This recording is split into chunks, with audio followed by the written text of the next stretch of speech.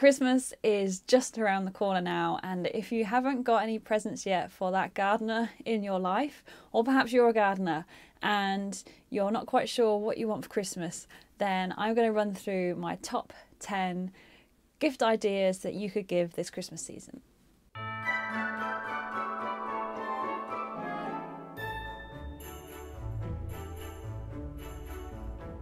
Hello, welcome back. We're inside the shed where it's a little bit warmer than it is outside because it is literally freezing today, and Christmas is just around the corner. So I want to run through some of my personal favourite products that I use.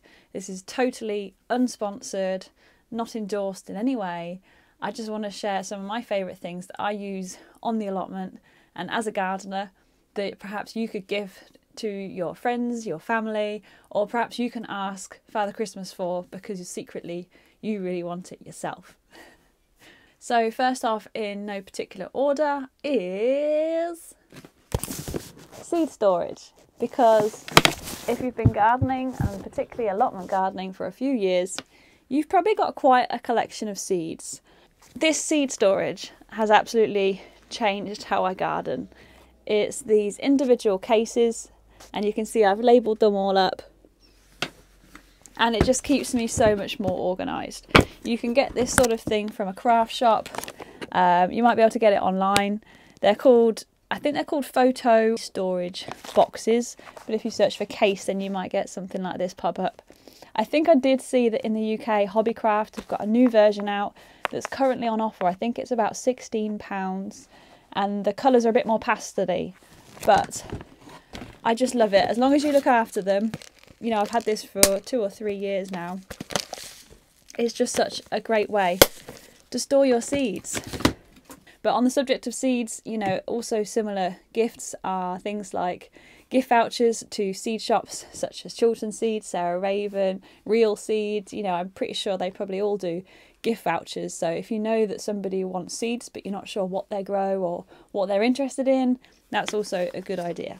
And particularly if you're quite new to growing and gardening, or that person, it's a good way to, you know, bulk up their stash until they get to a point where they need something like that.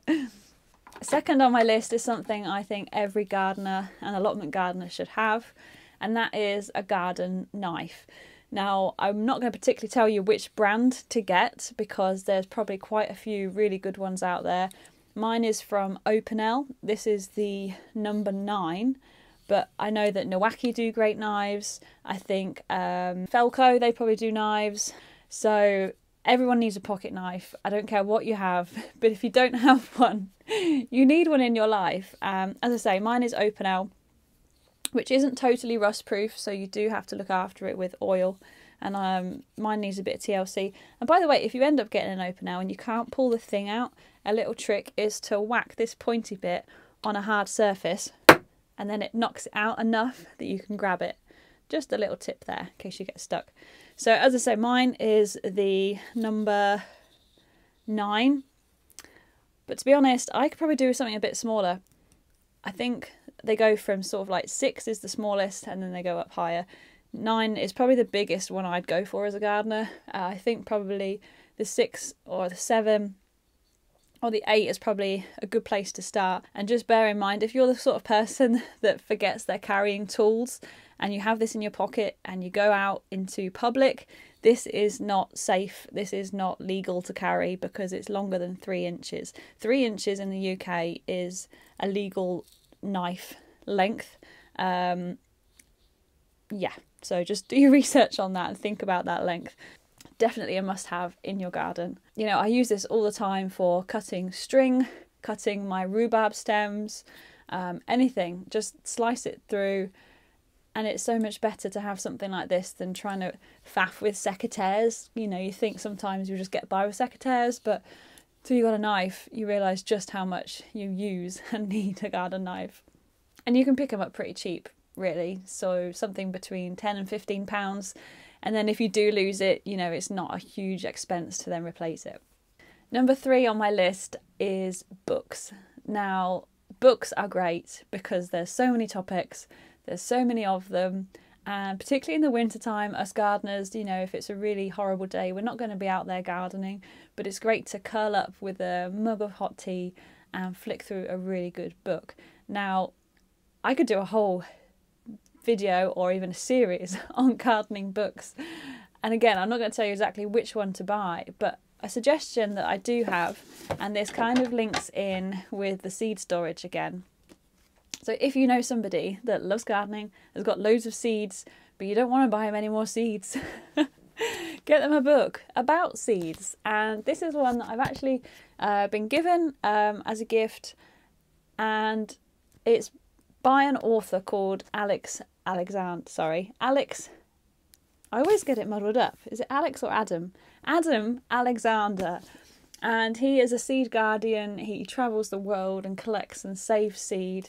And this is a book I've just started, and it's all about his travels and the heritage and the history of seeds. You know, where do carrots originally come from? What colour did they begin with? And, you know, it's about all these unusual places and food and their origins, and a little bit about, you know, the food system and how we should be growing and preserving and saving our own seeds. And I just really rate this as a book for seed lovers. But there are so many authors out there that you can support, and particularly, you know, if you're part of the gardening Instagram community, there are so many growers and YouTubers that have got their own books out. People like Hugh Richards and Charles Dowding, people like Ellen Mary, she's got loads of books out at the minute, and also Tanya at Lovely Greens. So if you're a big fan of these people, then show them your support by buying their books. I've actually asked Father Christmas for a book from Millie Proust, and it's called From Seed to Bloom, and it's all about growing flowers throughout the seasons. And I'm really looking forward. I hope I've been good and I'm on the good list to get that. Next on my list is just up there. Let me grab it. I could not survive winter on my allotment without regular cups of tea. And I used to have a gas stove here in my shed until a few Christmases ago I got this Kettle. And it's amazing because the gas stove doesn't work when it's below about 5 degrees. But this I can take with me anywhere. And essentially you make a little fire. You've probably seen me use it a few times. You make a little fire in the bottom. This is like a chimney, but you can fill it with water down the sides, and it boils, it makes you tea, and you can just use little pieces of wood that I've got around, and I think it's a really quick and environmentally friendly way of making hot water, because the gas stove, you know, it uses those canisters that you then throw away. And then if you run out of gas, then what? You can't make a cup of tea, but you can always find a bit of dry wood to make a little fire with. And I just really, really love it. This is part of the base camp set that I had. And I think you can probably pick it up for about £60. But if you just want the kettle, then it'll be a lot cheaper. And yeah, I just think it's a fantastic bit of kit. And I couldn't be without it. Another bit of kit that I couldn't be without in the winter time are my gold leaf Winter Touch gardening gloves. These. And I found out about these when I worked as a gardener on a private estate a few years ago, and there was nothing else that could keep my hand as warm as these. They're fleece lined and they're leather, and they just keep me going. Like, I couldn't garden in the wintertime without these. On a particularly cold and frosty day like this, and you know, when I was working as a gardener, I'd be out in it for 8 hours a day and my hands, they'd still be fine. Gold Leaf are a family business and they've got a whole range of gloves. I've actually asked Father Christmas for Christmas for their Tough Touch, which are like gauntlets, because I need to tackle my hawthorn hedges soon, which also has Rosa rugosa running through it. I've got loads of brambles, and there's also blackthorn over there, and I've got no end of thistles, and I just think I need these gloves so that I'm not putting off doing that job, because I can just pick it up. And yes, the Tough Touch are supposed to be really good for prickly things, But their whole range I really rate. I mean, they're not cheap. If you're used to spending $3.99 on a pair of gloves, these don't come cheap, but they're an investment because they last, and I just think they're fantastic. So I'll leave a link below on where you can get them. You can't buy it directly from Gold Leaf, but there's a link to a fantastic little online shop that I only just discovered the other day. So yes. I also really want to try their Dry Touch. I've not tried them yet, but that could be my sort of everyday kind of glove that keeps my hand dry and dexterous. That's the thing about these. You're not going to be as nimble because they're keeping you warm, so they've got extra padding. So these are better for jobs where you're just picking up things and chucking them everywhere, rather than, you know, seed sowing. You wouldn't be seed sowing in these. I mean, you wouldn't seed sow particularly with gloves anyway, but you know what I'm trying to say. Going back to another tool, we're going to talk about secateurs, which can be a bit of a hot debate because there's definitely two brands that come to mind when it comes to who does the best secateurs. Now, I'm not loyal to one brand or another. I use both of the top sort of brands, if you like. So my main pair of secateurs are Felco's. These are the number 2s that really need a clean. Don't look at them too hard.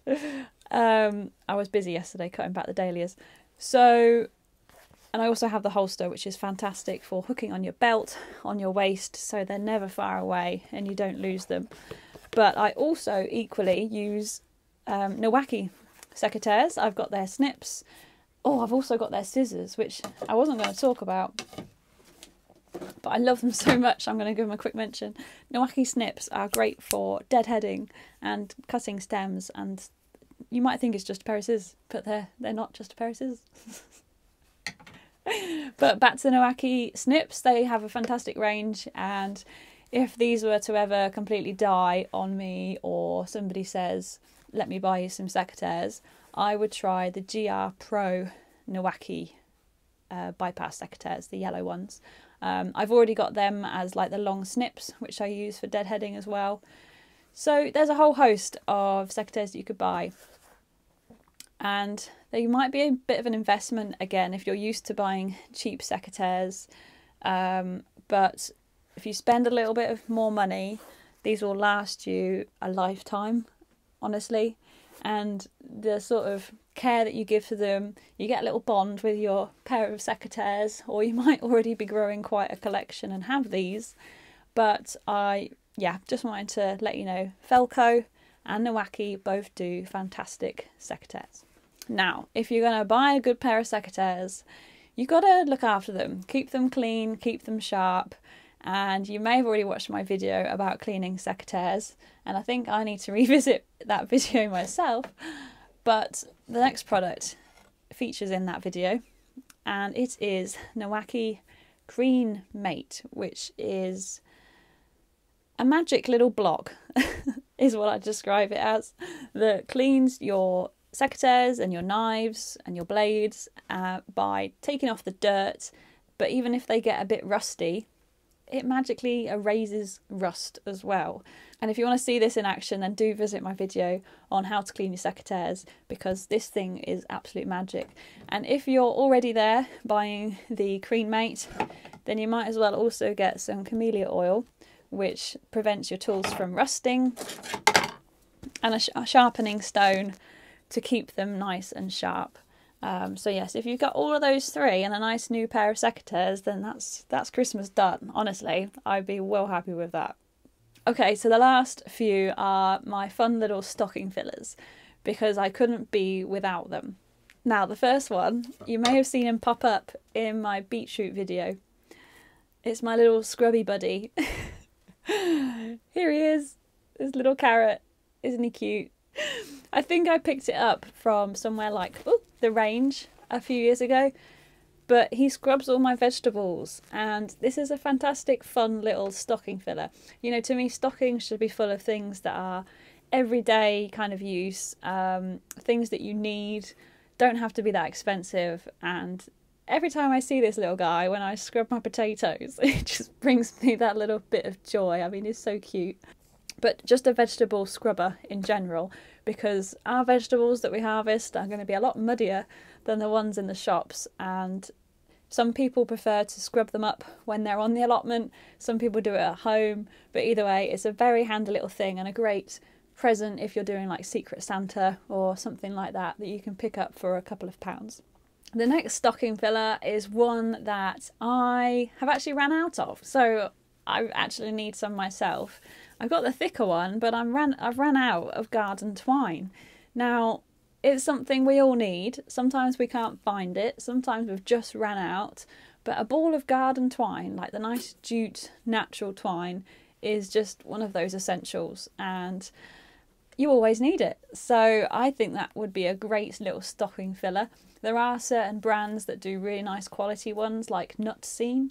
They actually do a whole range of different colours, so if you're somebody or you know somebody that likes really bright colourful features in their gardens, or if they love growing peas or beans, they do a great range, but for me I like the natural colours. And I've run out, so Father Christmas, please bring me some garden twine. And finally, my last gift idea doesn't actually cost anything, and it can be easily made at home and given to a family member, friend, a partner, or even a child. And it's actually giving your time. I think it would be a great idea to make up a little voucher that gives your time to them for whether it's a certain project, perhaps they need help lifting all their dahlias or planting their tulips, or perhaps, you know, they've got a new shed that needs to be built, or a polytunnel that needs to be put up, or maybe there's a range of different jobs that that person really hates doing, like weeding or clearing out the shed or taking some rubbish to the tip. You know, if you can give your time to them, that's one of the biggest gifts of all, because as a gardener we never have enough of it. And also just, you know, offering your help, and I think that's something that can, you know, make a lot of memories if you've got them on your allotment and you're gardening together, doing something different. And that's what it's all about, isn't it? Giving your love and your time to other people, and not necessarily money. You know, we don't have to go out buying loads of gifts, and just make some nice memories. So I think that's it for the end of my list, really. I hope you like them. Do let me know if you're going to ask Father Christmas for any of my suggestions. Perhaps you've got some already, or maybe in a few weeks' time you might receive some of these things, and I'd love to know if you do. Or drop me a comment on what you're asking Father Christmas for Christmas this year. So yes, hope it's been helpful. I'm sure I'll see you again before Christmas, but thanks for watching, and I'll see you real soon. I forgot, I've actually got a present already. Christmas has come early, and it comes from a lovely girl in North Wales, and she wanted to send me a little gift through Instagram, and oh my gosh, she makes the most gorgeous woolen snood hats and cosy things, and her company is called, oh how sweet, it's called the Little Brown Bird Company. I've got a cute little pin, which is great because I absolutely love pins. Look, I'll add it to my collection. But what she wanted to give me was a snood, and I love a snood because they keep you so warm, and I think that gap from your chin to your chest, you know, if I don't have something there, I feel so cold, especially if it's windy. I'm at work. And she's given me one of her gorgeous handmade woolen snoods. This is the one that's called, oh, I can't remember what it was called. Let me have a look. It's the retro pattern in, I can't remember what the colour is. I'll have to put it in the description. But it feels so warm, and I can't wait to try it. I've got my little robins on because I thought that'd be quite Christmassy, but I definitely can't wait to try this. I think it's such a gorgeous pattern. So thank you so much. But yes, do go and support, you know, your local independents, those people who hand make gifts, and show them your support. There's a shop in Nottingham called Nottingham Handmade, and it's all gifts, you know, by local independent artists, and this time of the year it's really, really good to support them. So yes, if you want something warm and snuggly, Little Brown Bird Company. Can't wait to put my snood on. Go and support your local handmade artists, visit craft fairs, and enjoy Christmas. Oh, I love it. Love it so much. Thank you, Little Brown Bird Company. And it's also great for snuggling under when it's cold and windy. You can hide